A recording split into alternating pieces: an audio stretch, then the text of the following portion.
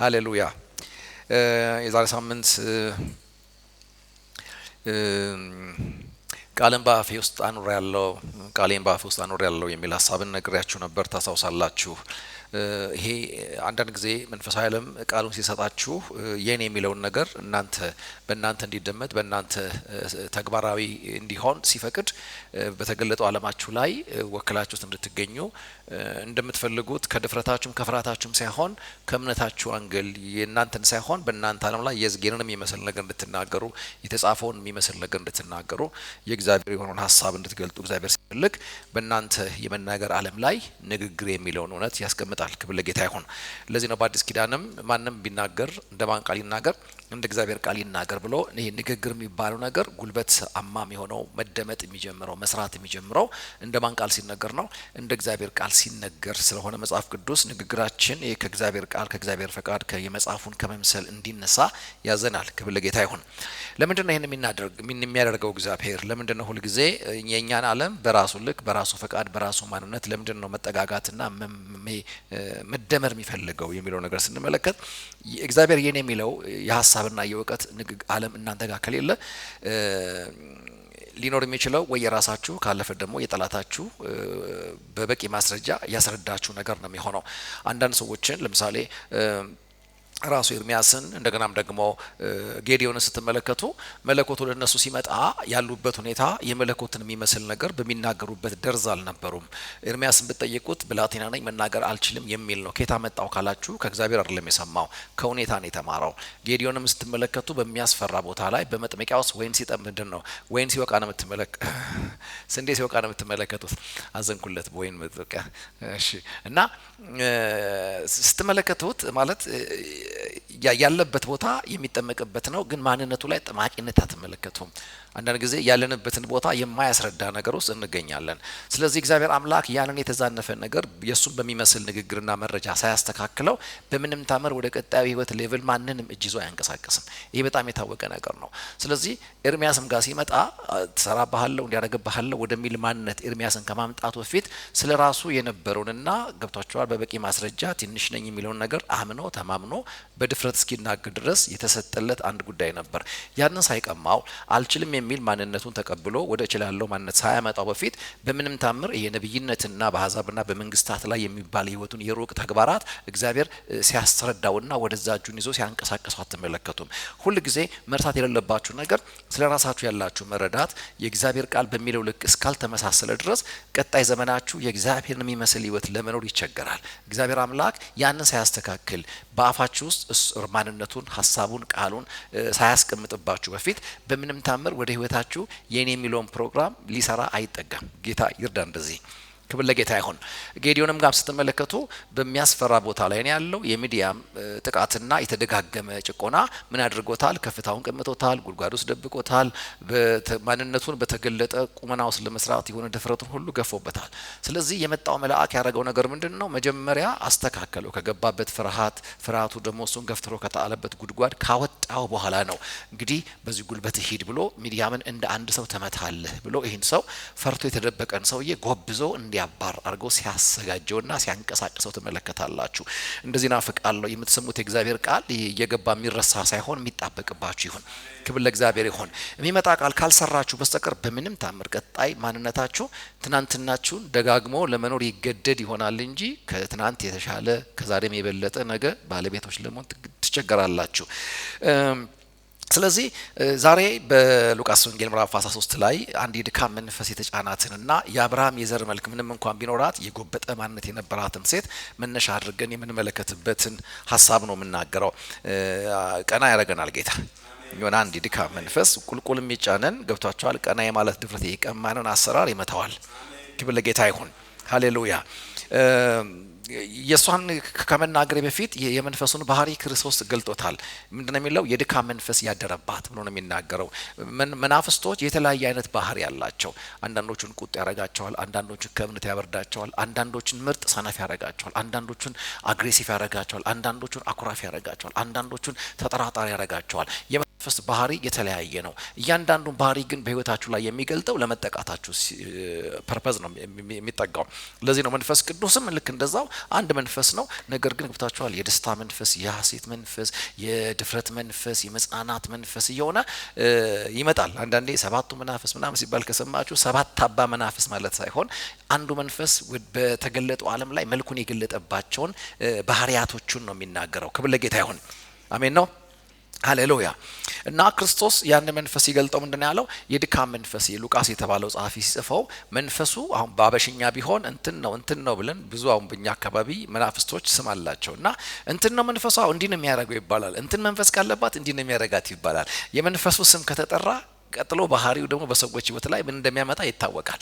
ልክ እንደዛው እዚህ ሴት ላይ የመጣባት መንፈስ ምንድነው? የድካም መንፈስ ነው። የድካም መንፈስ ብሎ እንግዲህ አሁን የድካም መንፈስ አድሮባት ነበርና አድክሟታል። ያ መንፈስ ለ18 ዓመት ተፈናጦባት ነበርና ሁሉንም የህይወት ዓለሟን በድካም ማንነት፣ በተሰላቸ ማንነት፣ ድፍረት በሌለው ማንነት፣ ወኔ በጎደለው ማንነት እንድትኖር የመንፈሱ ባህሪ ማርጓት ነበር፣ ተጭኗት ነበርና ይሄ የድካም መንፈስ ሲመጣ ቀና የማለትና በእርግጠኝነት ወደፊት የመንቀሳቀስ ዓለሟን ስለሆነ አታክ ያደረገው እቺ ሴት በመቅደስም ከመቅደስም ውጪ የጎበጠ ማንነትን ትገልጥ ነበር። አሁን የጎበጠ ማንነቷ አይንን ገልጠ የምታየው ነው። ያጎበጣትን ግን በመንፈስ ካልተረዳ በስተቀር በፍጹም አትረዳውም። እግዚአብሔር አይናችሁን ይግለጠው። ክብር ለእግዚአብሔር ይሁን። አንዳንድ በተገለጠ ዓለማችን ላይ የሚታዩ ጥቃቶችን ሶርሱን የምታውቁት አይናችሁ ሲከፈት ነው። ስለዚህ እቺ ሴት ወደ መቅደስ ሁሌ ስለምትመጣ በመቅደስ የነበሩ ሰዎች ሁሉ በቃ ተፈጥሮ ይመስላቸዋል። ምክንያቱም ሁሌ እሷ ላይ የሚመለከቱት ያንን ነው። አንድ ቀን ግን ውጤቱን ሳይሆን ሶርሱን የሚለይ መምህር እያስተማረ ባለበት ሰዓት ላይ ያንኑ የተለመደ ያጎበጠ፣ ያነከሰ፣ የተጫነገ፣ ያቀረቀረ ማንነቷን ይዛ ስትመጣ አያት። ዘሯን ሲመለከተው የአብርሃም ልጅ ናት። ተመልከቱ፣ ማንነቷ የማን ነው? የአብርሃም ነው። ነገር ግን የአብርሃም ልጅ ምንም እንኳን ብትሆን ያን አብርሃማዊ የሆነ ኪዳኗን በመለኮት ኪዳን ውስጥ ቀና ብሎ ከተጽዕኖ ውጪ ሆኖ ጎብዞ የመታየት የመገለጥ ዓለሟን ያጠቃባትን ደግሞ አንድ መንፈሳዊ ዓለም ክርስቶስ ሲመለከተው ተመለከታላችሁ።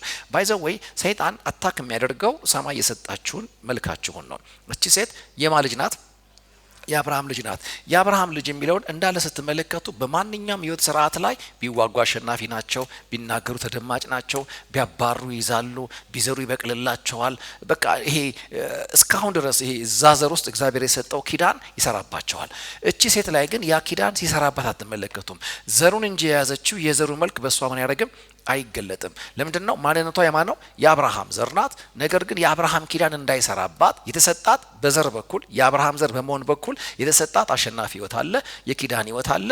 አብርሃምን ተመልከቱት። 5 ነገስታትን 300 ብላቴኖች ይዞ አባሮ አሸንፎ እንጂ ተሸንፎ ጎብጦ ሲመጣ አትመለከቱም። የትም ቦታ ላይ ቀና ያለ ህይወት ነበራቸው። ይስሐቅንም ተመልከቱት፣ ያዕቆብንም ተመልከቱት። በትር ይዞ ይጀምራል፣ 2 ክፍል ሰራዊት ነኝ እያለ ህይወቱ በከፍታ ቀና ያለ ኮራ ያለ ሪዛልት ያለው ነገርና ድምዳሜ ጋር የደረሰ ዘር እዛ ቁጥ ውስጥ የገባቸው። ግን ያንን የሚመስል ይሄ የአብርሃም ዘርና ኪዳን የማይመስለውን ህይወት እንድትተገዳ እንድትኖር ያደረገ አንድ መንፈሳዊ ጥቃት ስለነበረ ክርስቶስ ዘሯን አየ። ነገር ግን የዘሯን መልክ ደግሞ ተግባሯ ላይ አላየም። ስለዚህ መታው፣ ያወረደው የተፈናጠጠ መንፈስ ዛሬ ይመታል። ዝም ብሎ ፊት የሚሉ መናፍስቶችን መምታት መቻል አለባቸው። አንዳንድ ጊዜ ስሜታችሁ ላይ ፊት ይላሉ፣ ቅናታችሁ ላይ፣ ትጋታችሁ ላይ፣ አገልግሎታችሁ ላይ፣ ጸጋችሁ ላይ፣ ፕሮፌሲያችሁ ላይ ከዛሬ ነገ የበለጠ ነገር ውስጥ እገባለሁ የሚል የማደግ ተስፋችሁ ላይ፣ የመብዛት ተስፋችሁ ላይ ሁል ጊዜ ይፈናጠጣል። ዛሬ ይንሸራተታል። ሃሌሉያ! ይወርዳል ብሎ ክብር ለጌታ ይሁን።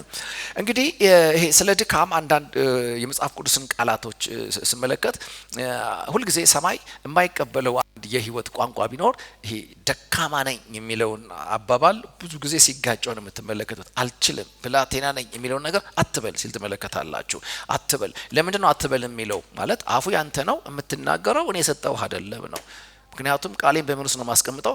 በአፍህ ውስጥ ቃሌን አኑር ያለው ስለሚል አሁን የምታወራው አለመቻል፣ አሁን የምታወራው ተስፋ መቁረጥ፣ አሁን የምታወራው ትንሽነት ከኔ መነጨ፣ ከኔ ተሰማ፣ ከኔ ተቀዳ አይደለም።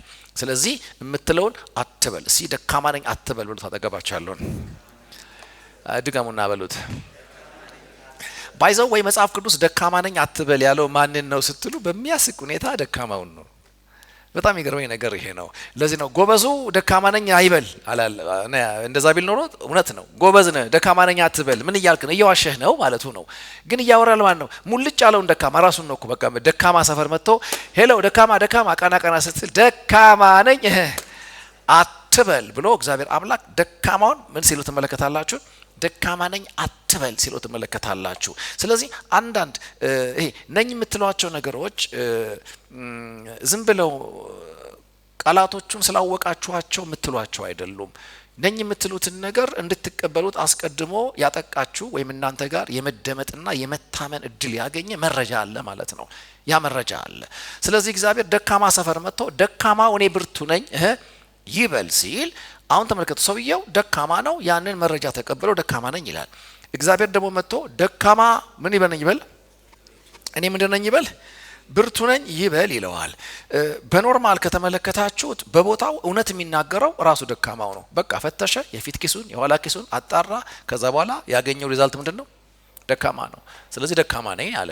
እግዚአብሔር ደግሞ መጥቶ አሁን እኔ ስላለው አሜን ናቸው እኔ አጠገብ ማለት የትም መድከም ትችላለህ። አሁን ግን በእኔ ፕሬዘንስ እኔ ባለሁበት ቦታ የኔን አቴንሽን ባገኘህበት በዛ ክልል ውስጥ ያንን ሪያሊቲ መካር ትችላለህ። ደካማ ነህ? አዎ አትበል እና ምን ልበል? ብርቱ ነኝ በል። አሜን ናችሁ። ሁሉ ጊዜ እግዚአብሔር እንደዚህ በል ካላችሁ ያላችሁን ሊያደርጋችሁ ወስኗል ማለት ነው።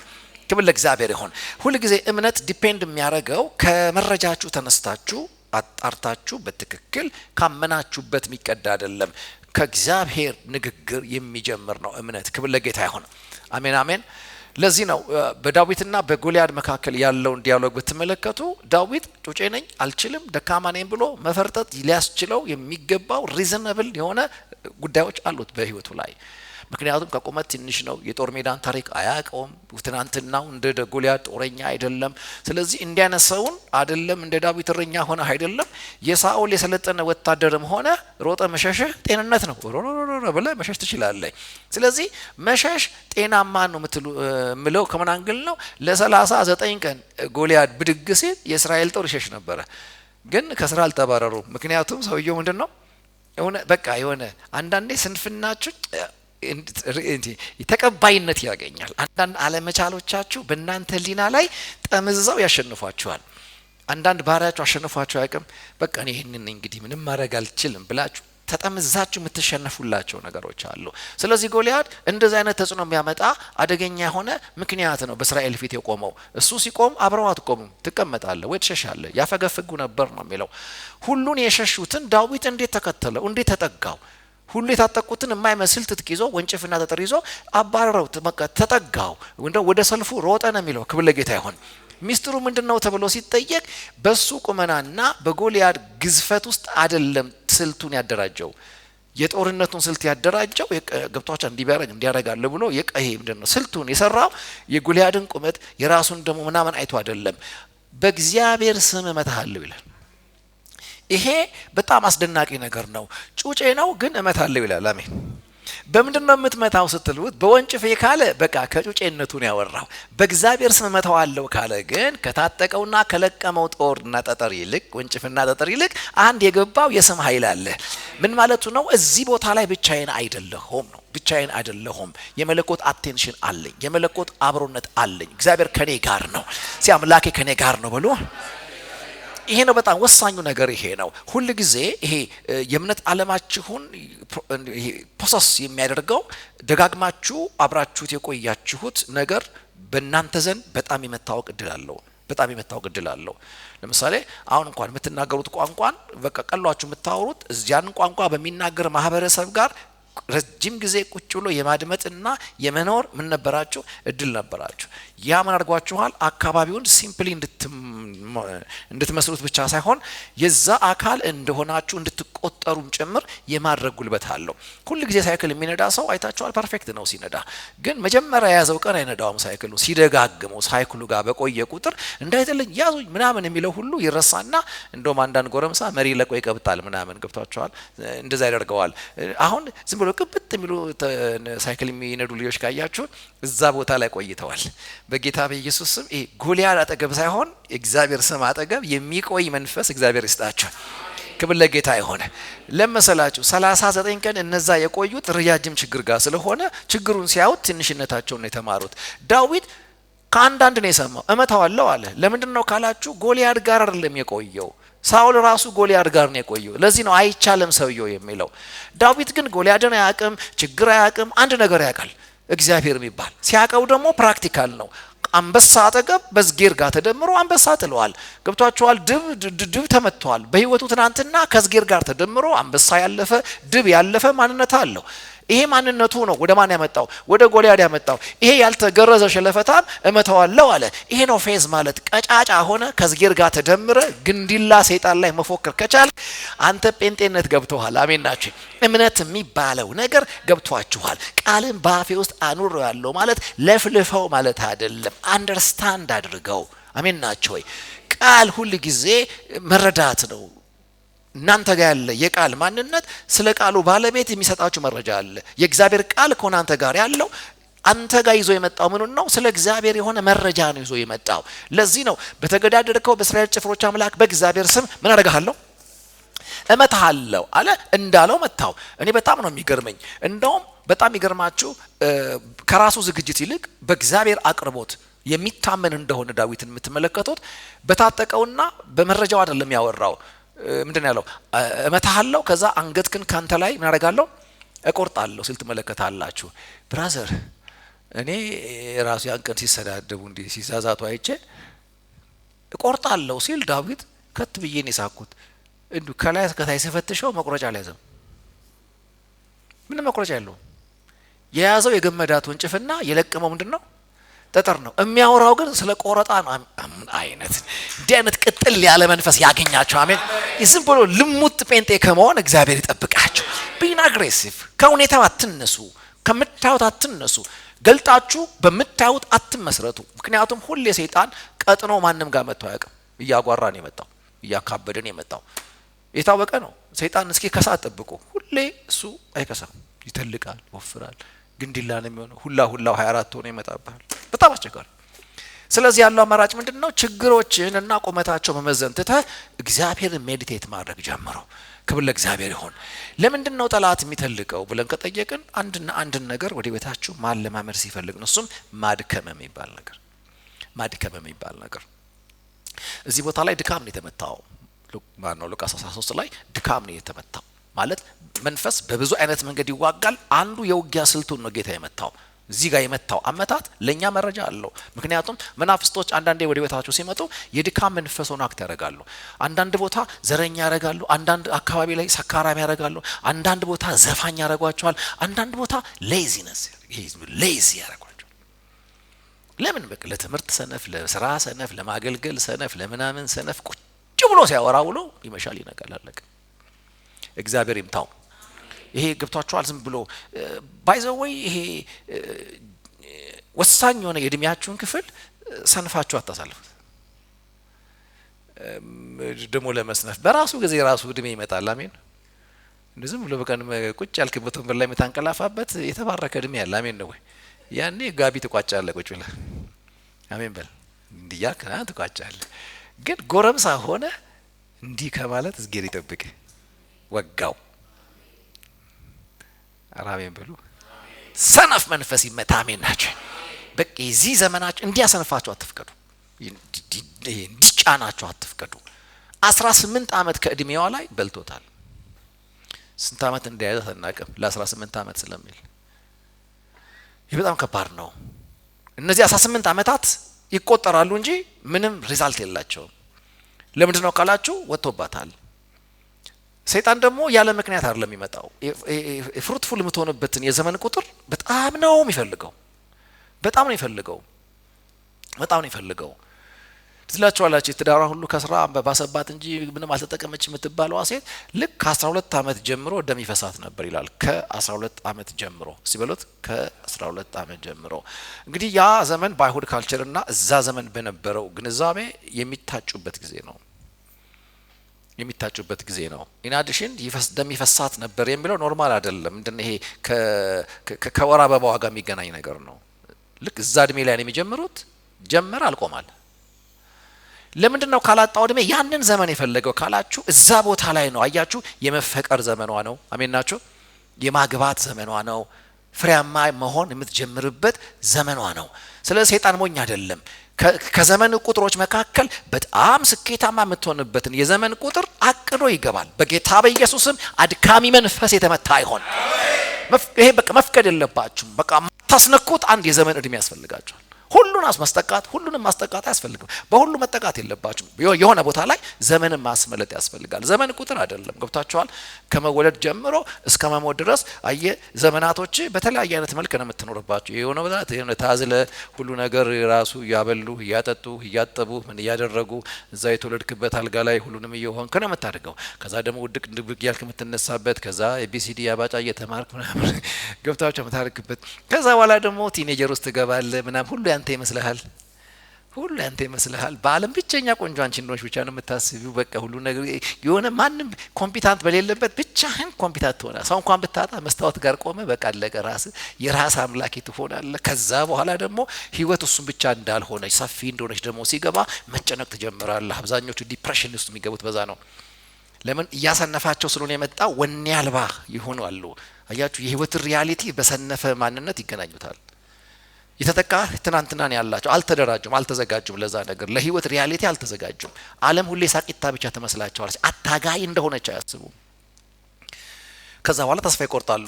ነገሩ እንዳሰቡት እንዳልሆነ ተኝተው እንዳለሙት እንዳልሆነ አያችሁ ብዙ ትግል የሚፈልግ ብዙ መሰራት የሚፈልግ ብዙ መታገል የሚፈልግ እንደሆነ ሲያስቡ አታጋይ እድሜ ላይ የሰነፈ ቁመና ይዘው ይገናኛሉ። ከዛ በኋላ አቋራጭ ይፈልጋሉ።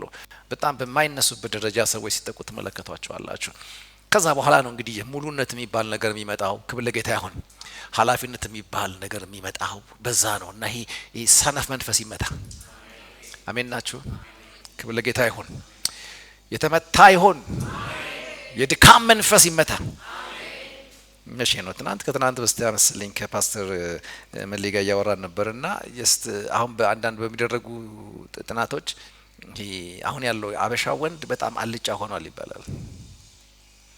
እና በጣም ጀግናዎቹ ሴቶቻችን ናቸው። ገብታችኋል? አሁን ህይወት ሲታገሉ የምታያቸው ሴቶቹ ናቸው። ስራ ላይ ሲታገሉ ምናምን ላይ ሲታገሉ የምታያቸው እነሱ የሆነ ገብታችኋል? አንዳንዴ ይገርመኛል። በቃ ከገጠር ይመጣሉ። አንቺ እኮ ስትኳ አንተ እዚህ ትፈርዛለህ ትነጥራለህ። ገብታችኋል? ሌሊት ሄደው ኢሚግሬሽን ሄደው ተሰልፈው ፓስፖርታቸውን አውጥተው እዚህ ሰው ቤት እየሰሩ ምናምን ዘንዲ ተሳብረው ምናምን አንተ እዚህ ቲክቶክ ላይ ፌስቡክ ላይ ሃይ ትላለህ። ሃይ የሚያረግ መንፈስ የተመታ ይሁን። በላተኛ መንፈስ ይለዋል ግሪኩ። የተመታ ይሁን። እቺ ነገር የተቀዳች ነው አይደል? አዎ ለአበሻ ሰነፍ ትለቅልኛለህ። ክብር ለጌታ ይሁን። እውነቴን ነው የምላችሁ እንዲህ የተመታ ውስጥ ነገር ሳትግቡ በቃ ዛሬ የተሞላውትኝ የድካም መንፈስ ጌታ ይመታል። በቃ የሚያደክም ገብቷችኋል? በቃ ህይወትን ለመታገል ምን የሚያደርግ የሚያደክም መንፈስ ይሄ ምንድነው? ፓራሳይት ይሆናሉ። ገብቷቸዋል? ይሄ ምንድነው? ወንድ ሁኑ። አሜን። ራሱ ነው ችለዋለሁ። አሁን ያለውን ውጣ ውረድ እቋቋመዋለሁ። አሜን ነው ወይ? ይረዳኛል ጌታ። አሜን። እውነቴን ነው የምላችሁ። በቃ ይረዳኛል፣ ያግዘኛል። ሶኬ ምናምን አሜን ነው። ተስፋ አትቁረጡ። አሜን ራሜን ብሎ ክብር ለጌታ ይሁን። እውነቴን ነው የምላችሁ። ይሄ በቃ የሚሆን ነገር ነው። ያው እኔ ተለቀቄ ነው ያደግኩትና እጅ አልሰጥም ነበር ልጅም እያለውና እጅ አልሰጥም። ቤት ምንም ነገር ብዙ ጊዜ ምንም ነገር አይኖርም። መጣው ብዬ ወጣላለሁ። የሆነ ነገር አድርጌ የሆነ ነገር ይዤ እመጣለሁ። አሜን። ብዙ አማራጭ አለ።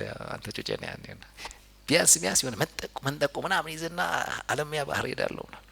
የሆነ ትልቅ አሳዎችን አወጣና ሀረር ድሬዳዋ መሀል ላይ ነው ከተማው ያለው። መኪናዎች ላይ ሸጥና ምናምን ለእናቴ ምናምን ይዤ እመጣለሁ። የሆነ ነገር ይዤ እመጣለሁ።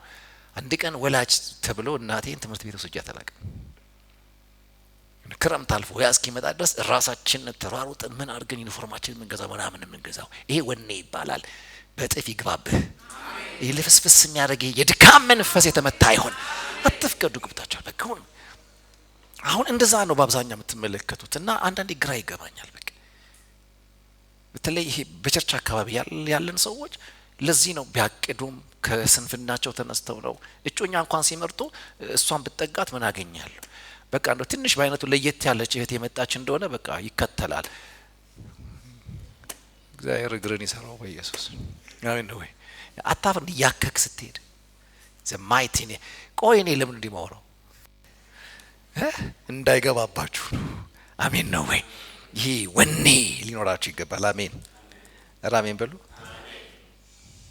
አሜን አትሉ እውነቴን ነው የምላችሁ እና ይቻላል ይሄ ስፒሪቱን ማምለጥ ነው የሚያሰንፍን መንፈስ ምን አታርጉ አትቀበሉ ስፒሪቱ ከወጣ ካሰነፋችሁ ቀጥሎ ያጎብጣችኋል ስራ ትመርጣላችሁ ትልቅ ስለምታስቡ ከትንሽ መጀመር ይከብዳችኋል በቃ ዝም ብለህ እንዲህ ያልክ ዝም ብለህ በቃ የሆነ ዝም ብለህ በአንድ ጃኬት 6 ወር እንዲህ ትላል ነው ይገባኛል ጀስት አሁን እዚህ ያላችሁትን እያሰብኩ አይደለም እኔ ማወራው ምክንያቱም የኛ ቸርች ኢንተርናሽናልም እንትን አላት ሚዲያ አላት አሜን ነው ብዙዎች ይሰሙናል ስለሚጫናየሩ ላይ እዚህ ጋር ሰቆም ሁሌ እኔ ሰሚዎቻችን ብዙ እንደሆኑ እያሰብኩ ነው ማወራው ግን በእናንተ ደግሞ ማየት አንፈልግም አሜን ናችሁ ወይ አዎ እዚህማ እንደዛ መሆን አትችልም በወንጌል ካለፈ በበትርም ቢሆን ተስተካከላል አሜን በል ክብር ለጌታ ይሁን ጳውሎስ እንዳለው በበትር ልምጣ እንዴ ምናምን እንዳለ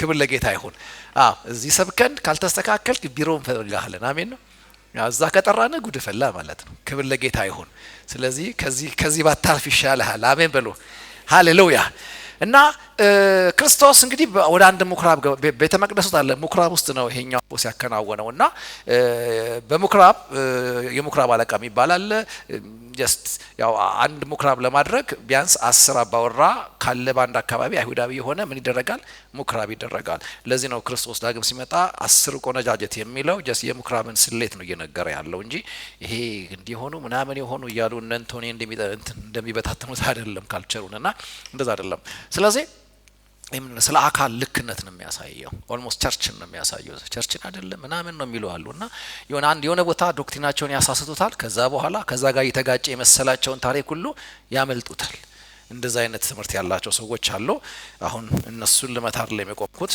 ሌላ ቀን አሜን እና እኔ ግን አሁን የፈለኩት ምንድነው በህይወታችሁ ላይ ይሄ ክራይስት የሚሰራውን ያውቃልና ሁሉ ጊዜ እሱ በሚገኝበት ቦታ ላይ የሆነ አስመስላ አትምጣ ጎብጠህም ቢሆንና ምን ይያልኩ ነው ይሄ በቃ እንትነኝ ምናምን ነኝ ይያልክ አትምጣ ምክንያቱም ይሄ የድካም መንፈስ አንዱ ባህሪው ምንድነው ብርቱ ሰማህ ያረጋል ይዋሻሃል የህይወት ግን እውነታ በትክክል ገልጠ እንዳትረዳው አድርጎ ያታልልሃል ዝላችኋል ከሰባቱ አብያተ ክርስቲያናት አንደኛው ጌታ ሲናገር የሆነ ባለጸጋ ነኝ ትላለህ ይላል እኔ ግን ገልጬ ሳይ እልም ያልክ ምንድነህ ደሃ ነህ ይላል እልም ያለው ደሃ ምንድነኝ ይላል እኔ ይሄው ራሱ ደግሞ የሚጻፍላት ይመስለኛል አሁን በዚህ ዘመን ላለችው ቤተ ክርስቲያን ዮሐንስ ቢላክላት ነው ጌታ የሆነ የሚሰማው ቢያገኝ ያ መልእክት ለዘመኗ ቤተ ክርስቲያን ጭምር ይመስለኛል አያለው ትላለህ እንዲህ አይነት ሰዎች ምልክታቸው ሁሌ አያለው አለኝ ጌታ ደግሞ እውር ነህ ይላቸው ምኞትህን ነው የምታወራው ስለዚህ ልምከርህ ምን አድርግ አጥርተህ እንድታይ አይንን የምትኳልበትን ኩል ከማውሰድ እኔ ማድረግ ነው አይን መክፈት እችላለሁ ማቆበዝ እችላለሁ ምክንያታዊ ማድረግ እችላለሁ ህይወትን ሙሉ ማድረግ እችላለሁ ከሚያደከም በባዶነት የሆነ ነገር እንደሆነ እንድናስብ ከሚያረግ ጥቃት ነፃ ማውጣት እችላለሁ ስለዚህ ምን አድርግ ተመለስ የተራቆትክ መሆንን ኤው አንተ በሻለው ነው የምትለው እኔ ግን ስመለከት ማርጋል ዋሽቶሃል ስፒሪቱ ዋሽቶሃል የሆንከውን አይደለም እያልክ ያለኸው ምታስበውን ነው እንደሆንክ ያክል አርገ እያሰብክ ያለው ስለዚህ ያለ ሲያስተካክላት ተመለከታላችሁ እና ክርስቶስ ዛ ምኩራብ ላይ ቆሞ እያስተማረ ባለበት ሰዓት ላይ ነው እንግዲህ ገገባችሁ ያቺ እህታችን እና እንዳያት ወደፊት ጠራትና እጁን ጫነባት አሜን አሜን በሉ እንደዛ አይደለም የሚለው በሰንበትም በአንድ ምኩራብ ያስተምር ነበረ እነሆም ከ18 ዓመት ጀምሮ የድካም መንፈስ ያደረባት ሴት ነበረች እርሷም ጎባጣ ነበረች ቀንታም ልትቆም ከቶ አልተቻላትም ኢየሱስም ባያት ጊዜ ጠራትና አንቺ ሴት ከድካምሽ ምን ብለሻል ተፈወሰሻል አላት አሁን ተመልከቱ ፈውሱን የላከው ድካሟ ላይ ነው ውጤቱ የታየው ግን ቀጥ ብላ ቆመች ነው ያጎበጣት ማን ነው? የድካም መንፈስ ነው። ስለዚህ በድካም መንፈስ የጎበጠን ማንነት ቀና በል እያልክ አትታገለው። ያጎበጠውን መንፈስ ምታው። መንፈሱ ካልተመታ ውጤቱ ላይ ለውጥ አትመለከቱ። ስለዚህ ጠራትና የሆነ የጎበጠችበት ቦታ ላይ እጁን ጭኖ ሲጮህ አትመለከቱ። ከዚህ የድካም መንፈስ ነፃ ውጪ አላት። አሜን ናችሁ? መንፈሱን መታው።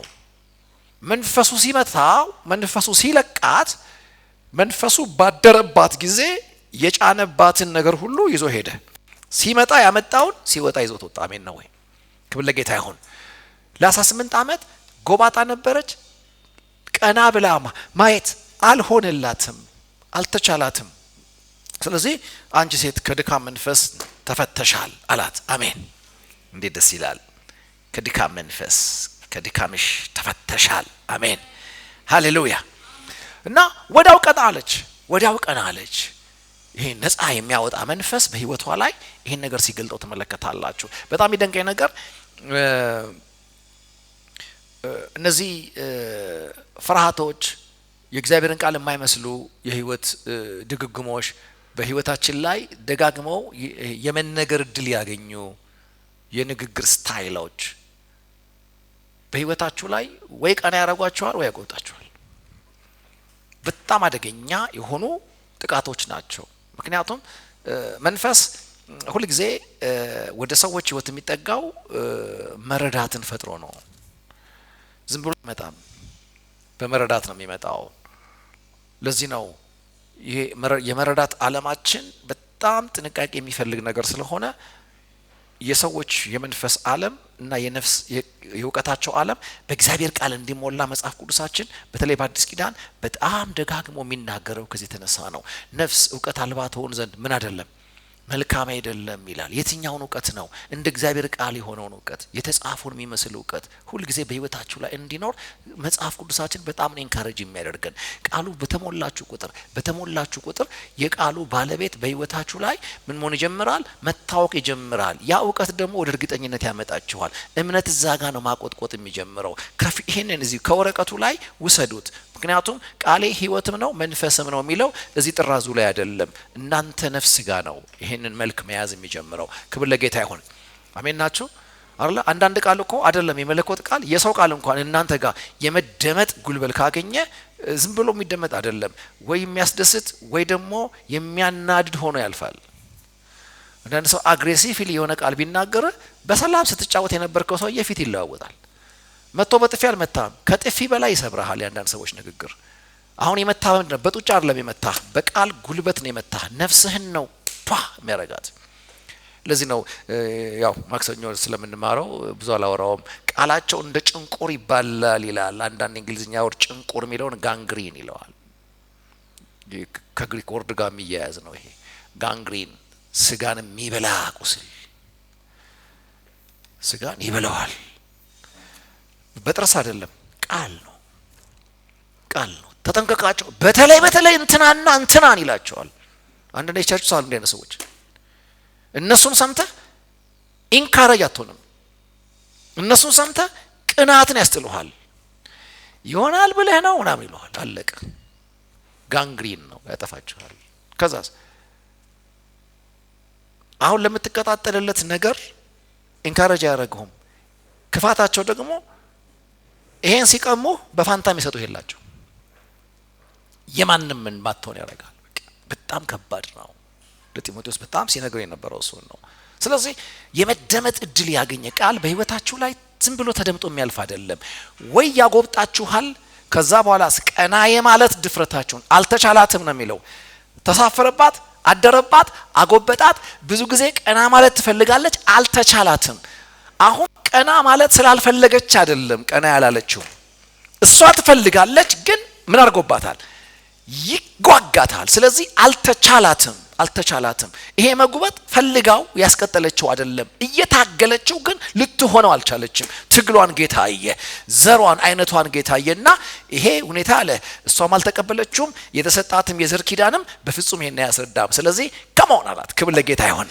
እኔ በቃ እንደዚህ ነው ማምነው በቃ ወንጌል ገብቷል ከክራይስት ተወልደሃል በቃ ይሄን ሁሉ አልፎ አዲሱ ሰው ሆነሃል አንተ አዲስ ፍጥረት ነህ ክብር ለጌታ ይሁን ይሄን ሁሉ አልፎ የፍጥረትን መልክ የማይመስል የሚያጎብጥ መንፈስ መጥቶ እንዲያድርብህ መፍቀድ የለብህም በጌታ በኢየሱስም እኛ የመንፈስ ቅዱስ ማደሪያዎች ነን እዚህ ግን አደረ የተባለው ማን ነው አድካሚ መንፈስ ነው አያችሁ ሰው ማደሪያ ነው ይሄኛው ካላደረብህ ያኛው ያድርብሃል ማለት ነው እናንተ ጋር ካደረም አዳር የተፈቀደለት ማደር የሚለው የምሽቱ ሰዓት ማለት ሳይሆን መኖር የሚለው ነው የሚተረጎመው በመጽሐፍ ቅዱስ የረጅም ጊዜ ቆይታን የሚወክል ቃል ነው ማደር የሚለው ቃል በእናንተ ውስጥ ያደረው መንፈስ ቅዱስ ነው እሱ ካደረባችሁ ደግሞ ቀና ያረጋል መጉበጥ የሚባል ነገር በህይወታችሁ ላይ መብትና ቦታ አይኖረውም አሜን አሜን ቀና አለች ጌታ ይባረክ ዛሬ የሆነ ነገር ሆኗል ባካችሁ አሜን ነው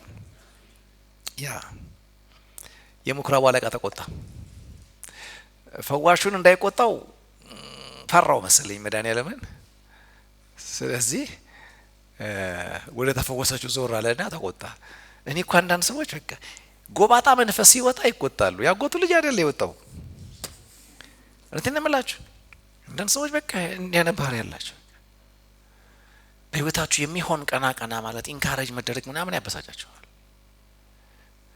ስፒሪት ነው ባይዘው መንፈስ ነው እና ወደ ዞሮ የምሰሩባቸው 6 ቀኖች አሉ በእነዛ ቀን መታችሁ ኮን መፈወስ ያለባችሁ ለምን ነው በሰንበት እንደምታረጉት ምናምን ብሎ ፈዋሹን አልተናገረም የተፈወሰችውን ተናገረ እኔ ይገርመኛል በቃ ለኩሶ ሄዶ የወጣው መንፈስ ነው ይሄ ጎባጣው ሲወጣ ወጣ ሲባል ቆስቆሶት ሄደ ሰውየውን አግሬሲቭ ሆነ ተቆጣ ከዛ በኋላ ጌታ መለሰላት አሜን ነው ሰው ያወራ ወደሷ ነው ግን የሷን ጉዳይ ተክቶ የመለሰው ማን ነው የቀና ካረገ በኋላ ምንም ጥያቄ ይነሳል እጁን ያወጣ ይመልስላል አሜን ናችሁ አሜን ናችሁ ምክንያቱም ይሄ አድሮ ያጎበጣትን ካስወጣው ሌላ አዳሪ ከተወባታል ቀና የሚያረግ አሜን የሚወክላት የሚያጽናናት ለአብርሃም በተሰጠ ኪዳን ውስጥ ኢንጆይ እንድታረግ ህይወትን በጌታ ነኝ የሚባለውን ክርስትና ማጣጣም እንድትጀምሩ የሚያድር መንፈስ አለ እሱ መንፈስ ቅዱስ ነው ክብር ለሱ ይሁን በባዶ ያስደስታል ምንም አይመስልም የምታየው ላይ አይደለም የምትወሰነው ያወራህ ላይ ነው አሜን ናችሁ ክብር ለጌታ ይሁን እዛ ላይ ነው በቃ ነፍሳችሁ የምትሄደው እና ጌታ ምን አለ ይሄ ደግሞ አለ ግብዝ መንፈስ ነው አለ ያኛው የድካም መንፈስ ነው ሰው ሰድረው ሰውየው ደግሞ አሁን የሚያዋራው ምንድነው ግብዝ መንፈስ ነው ግብዝ ምንድነው ካላችሁ ለአህያ ይራራል ለሰው ይጨክናል ግብዞች ናቸው አለ አሁን በሰንበት ከናንተ አህያ ወይ በሬውን ፈቶ ከጋጣ አውጥቶ ውሃ ማያጠጣው ሊያጠጣው ይወስደው የለምን አለ እውነቴን ነው እኔ ግምቴን ነው መነግራችሁ ይሄንኑ ሰውዬ ጌታ ያየው ይመስለኛል የሆነ ሁሌ ዛ መክራዊ መጣ የለ አንድ ቀን በሰንበት በሬ ይዞ ሲሄድ ያየ ይመስለኛል ባይታይ ኖሮ አንወስድ ምናምን ይል ነበር መልስ አላወጣም ምን ነው ሲል ያው በባለፈው ሰንበት ራሱ በሬህን ይዘ አንተኛው አህያን ይዘ ከምክራብ ስንወጣ ውሃ ልታጠጣ አልሄድክም ነበር በሰንበት በሬ ውሃ ይጠጣ ብለ ከታሰረበት ፈተ ካንቀሳቀስክ የአብርሃም ዘር ሆና የታሰረች በሰንበት የታሰረ አህያ እንኳን ለእርካታ ይፈታል እንዴት ነው አንተ የአብርሃም ዘር ማንነትን ይዛ የታሰረች ለ18 አመት የድካም መንፈስ ያጎበጣትን ሴት አንተ ለበግህና ለበሬ ለአህያ ካዘንክ እኔ ደግሞ በመልኬ ለሰራዋት ለሷ ማላዝንበት ጉዳይ ምንድነው እመኑኝ እንድትጎብጡ የፈጣሪያችሁ ፈቃድ አይደለም ሰይጣን እንዳሻው የመጣ እንደፈለገ በእናንተ ህይወት ላይ በድካም ራሱን እንዲፋንን አይፈቅድም በሬው በሰንበት ባለቤቱ ፈቶ ወደ እርካታው እንደሚወስደው እናንተ ለጌታ ከበሬ ተበልጣላችሁ ሲያስብልኛል በሉ ለርካታዬ ይሰራል በሉ አው ወይ ማመን አለባችሁ ስለዚህ እኔም የሰራሁት እሱን ነው አንተም ለበግህ እንደሰራው እኔም ለበጌ ሰርቻለሁ ለምን ለአብርሃም ኪዳን የገባሁት እኔው ራሴ ነኝ ስለዚህ ይሄ ዘር ሊጎብጥ የኔ ፈቃድ አይደለም አንተም በሬና ያ ተፈታለ እኔም ደግሞ በሰንበት ምንም ይሁን ሰኞም ይሁን ቅዳሜ ክብር ለጌታ ይሁን እኔ ምን አደርጋታለሁ? እቺን የአብርሃምን ልጅ ወደ ረፍቷ አመጣታለሁ። የተወለድኩት ለዚህ ነው። የተወለደችውን የጌታን ዓመት እሰብክ ዘንድ ተልኬያለሁ የሚለው የተስፋ ቃል እዚህ ውስጥ ነው ያለው። ለተጠቁት የሚሆን ብስራት፣ ለታሰሩት የሚሆን መፈታት፣ ለተጨነቁ የሚሆን ሰላም፣ በድካም መንፈስ ለጎበጡ የሚሆን ቀና ማለት ይሄን የተወደደን ወንጌል እሰብክ ዘንድ ተወልጃለሁ ማለቱ ነው። ክብር ለጌታ ይሁን። ሃሌሉያ። ወዲያውኑ መመኑ ደስ አለ ይላል። ክብር ለጌታ ይሁን። ወዳጆቼ ከድካም መንፈስ ከግብዝ መንፈስ ያስጥላችሁ። በጣም ወሳኝ ነው። የግብዝ መንፈስ የድካም መንፈስ በህይወታችሁ ላይ በጣም በትኩረት ልትዋጉት የሚገባችሁ ጉዳይ ነው። ስለዚህ አሁን አንድ ድካም መንፈስ እንመታለን። አሜን ነው። ለስራችሁ፣ ለቢዝነሳችሁ፣ ለአገልግሎታችሁ፣ በትዳራችሁ፣ በጤንነታችሁ በማንኛውም የኔ በምትሉት አቅጣጫ ላይ የሚያጎብዝ መንፈስ ለድካም የሚጠጋ የእናንተ ነገር ቀና እንዲል አልፈቅድም የሚል ትኩረት እንዳታገኙ ሁሌ ነገራችሁ እንዲጎብጥ የሚፈልግን የተጨለማ ኃይል የምንመታበት ጊዜ ነው የሚሆነው። አንድ 15 ደቂቃ አለን። አሁን ገና ሩብ ጉዳይ ነው። ክብር ለጌታ ይሁን።